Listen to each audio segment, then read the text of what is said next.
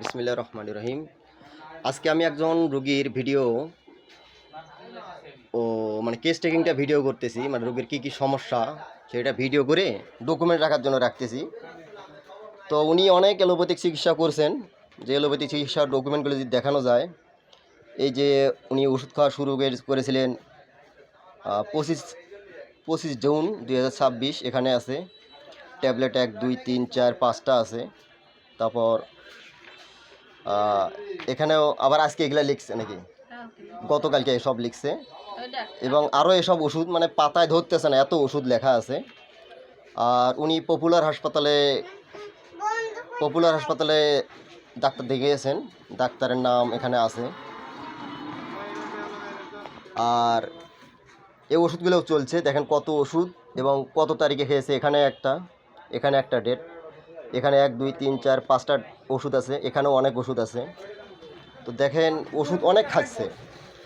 আর টেস্টের রিপোর্টে পার্সেল আছে 20 থেকে 25।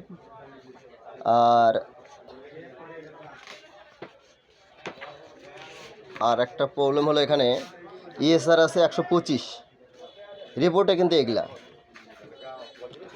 এছাড়াও এসজিপিটি আছে 13, কিন্তু এসজিপিটি নর্মাল দেখাচ্ছে, যদিও রুগীর অনেক সমস্যা আছে, তারপরও এসজিপিটি নর্মাল।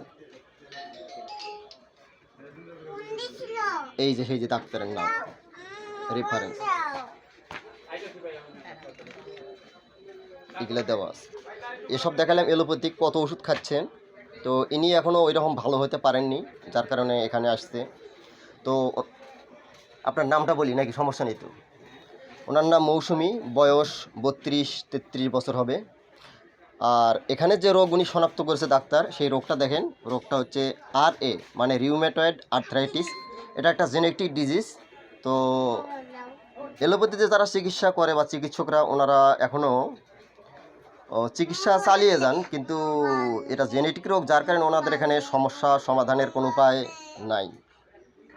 কিন্তু ওষুধ খেয়ে একটু কন্ট্রোলে থাকা যায় এবং একটু আরামও থাকা যায়, এটাই অনেক পাওয়া এলোপ্যাথিতে। কিন্তু ভালো করতে গেলে তো হোমিওপ্যাথিতে আসতেই হয়, যেটা আমরা অনেক রোগীর কাছ থেকে দেখেছি, আর অনেক ডাক্তারের কাছ থেকেও পেয়েছি।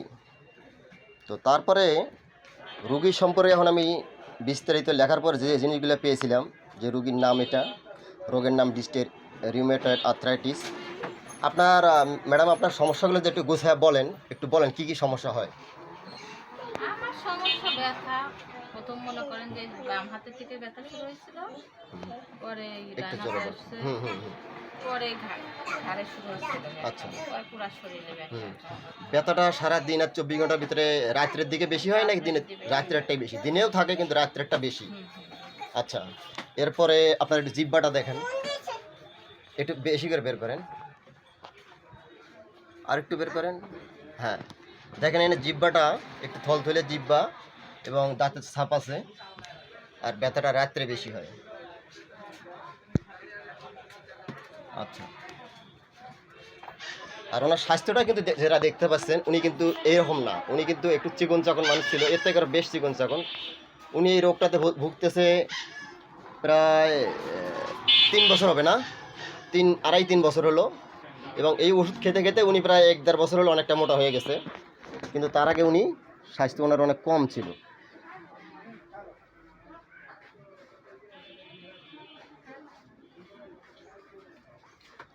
যাক, তো ওনার রোগটা যেহেতু রাত্রে বেশি হয়, ওনার শীত গরম দুটোই একটু বেশি, পানি খায় অনেক বেশি, আর ঘামও বেশি, সাথে জিহ্বাটা দাঁতের ছাপ আছে, ফ্ল্যাবি আছে, ওয়েট আছে।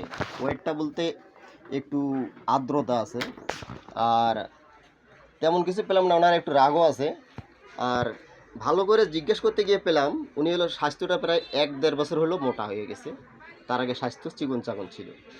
তো এইসব বিবেচনা করে ওনাকে আমি ওষুধ দিলাম MS-2C 1+6 ডোজ 1 ডে, আর PTRS এটা আমি 30 দিন দিলাম। দেখা যাক ইনশাল্লাহ ওনার রোগটা কী হয়, আমি আশা করি এই ওষুধে উনি ভালো হবে। ঠিক আছে, দোয়া করবেন। আর কারো কোনো মন্তব্য থাকলে জানাবেন। আসসালামু আলাইকুম।